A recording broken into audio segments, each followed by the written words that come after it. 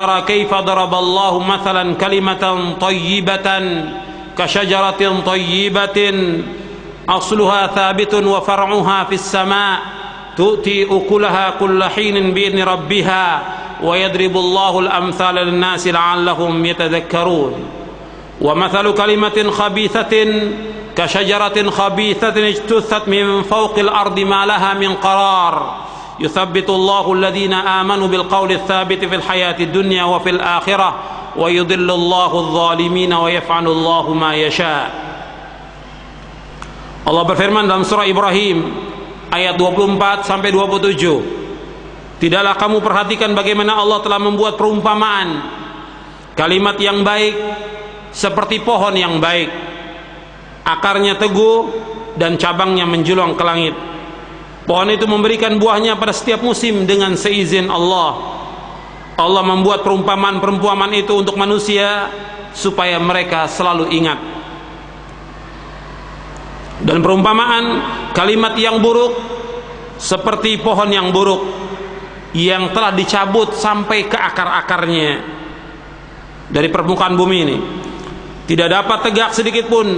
Allah meneguhkan iman orang-orang yang beriman dengan ucapan yang teguh dalam kehidupan dunia dan di akhirat, dan Allah menyesatkan orang-orang yang zalim, dan Allah berbuat menurut apa yang Ia kehendaki.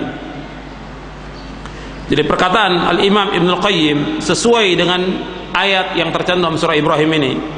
Artinya kalau seorang dia ikhlas dan mentauhidkan Allah dengan ikhlas, maka akan membuahkan pohon, maka akan membuahkan buah-buahan yang baik, yang selalu dia mendapatkan manfaat dari pohon itu, yaitu apa?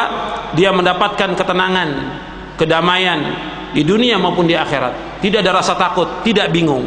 Berbeda dengan orang-orang yang berbuat syirik, dusta, riya, maka dia diumpamakan sebatang pohon yang tumbuh dalam hati manusia.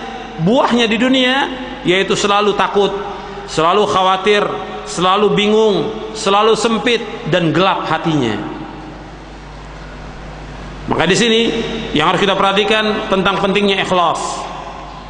Sekarang kita akan bahas ikhwan fiddin azakumullah dari kitab Ar-Rasail. Yang pertama tentang pentingnya niat dalam kehidupan ini, itu niat yang ikhlas. Nabi sallallahu alaihi wasallam bersabda, an Amirul Mukminin Abi Hafs Umar bin Khattab radhiyallahu an qala sami'tu Rasulullah sallallahu alaihi wasallam yaqul innamal a'malu binniyat wa innama likulli imri'in ma nawa faman kanat hijratuhu ila Allah wa rasulih fa hijratuhu ila Allah wa rasulih wa man kanat hijratuhu lidunya yusibuha aw imra'atin yankihuha fahijratuhu ila ma hajara ilaih. Dari Amirul Mukminin Abi Hafs Umar bin Khattab radhiyallahu an, ia berkata, aku mendengar Rasulullah sallallahu alaihi wasallam bersabda, sesungguhnya amal-amal itu harus dengan niat, dan sesungguhnya amal seorang itu tergantung daripada niatnya. Maka barang siapa yang hijrahnya karena Allah dan Rasulnya, maka pahala hijrahnya dinilai kepada Allah dan Rasulnya. Dan barang siapa yang hijrahnya diniatkan untuk kepentingan harta dunia yang hendak dicapainya, atau karena seorang wanita yang hendak dinikahinya, maka hijrahnya menurut apa yang ia hijrah kepadanya. Hadis ini sahih, diriwayatkan oleh Imam Bukhari dan Muslim. Hadis ini tentang masalah niat ini mempunyai pokok yang sangat besar dalam kita beramal, masuk ke dalam 70 bab tentang masalah niat ini, masuk dalam 70 bab masalah fikih. Karena seluruh amal kita itu harus dengan niat. Yang kita lakukan dalam kita berbuat ini harus dengan niat, dan niat itu harus dengan ikhlas. Ya, kita sholat, kita puasa, zakat, haji, sedekah, infak, silaturahmi, kita nuntut ilmu, kita berdakwah, dan yang lainnya semua harus dengan niat, dan niat itu harus dengan ikhlas. Kemudian hadis yang kedua, antum lihat halaman 35. An Abi Hurairah radhiyallahu an qala Rasulullah sallallahu alaihi wa ala alihi wasallam, innallaha la yanzuru ila suwarikum wa amwalikum walakin yanzuru ila qulubikum wa a'malikum. Dari Abu Hurairah radhiyallahu anhu, ia berkata, telah bersabda Nabi sallallahu alaihi wa ala alihi wasallam, sesungguhnya Allah tidak melihat kepada rupa kalian dan tidak juga kepada harta kalian, akan tapi Allah melihat kepada hati dan amal kalian. Hadis ini sahih, diriwayatkan oleh Imam Muslim, Ahmad dan yang lainnya dengan sanad yang sahih. Di dalam riwayat yang lain yang diriwayatkan oleh Imam Muslim dari jalan Abu Hurairah, ada tambahan ajsadikum, dan juga ada lafadznya wa asyara bi asabihi ila sadrihi. Jadi lengkapnya riwayat itu antum lihat di halaman 37. Innallaha la yanzuru ila ajsadikum wala ila suwarikum wa amwalikum walakin innama yanzuru ila qulubikum wa asyara bi asabihi ila sadrihi wa a'malikum. Sesungguhnya Allah tidak melihat kepada tubuh kalian dan tidak juga kepada rupa dan harta kalian, akan tapi sungguhnya Allah hanya melihat kepada hati kalian. Lalu Nabi menunjuk, mengisyaratkan ke dadanya, ya, Nabi mengatakan ini Allah melihat kepada hati kalian, wa a'malikum, dan Allah melihat kepada amal kalian. Hadis ini di dalam beberapa lafaz dihilangkan tentang lafaz amal.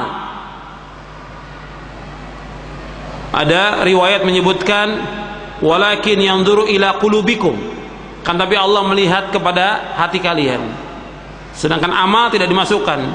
Justru masalah amal ini yang paling penting, karena masuk bagian daripada iman. Jadi ada beberapa lafaz yang dihilangkan lafaz amalnya, tapi yang benar yaitu lafadznya qulubikum wa a'malikum.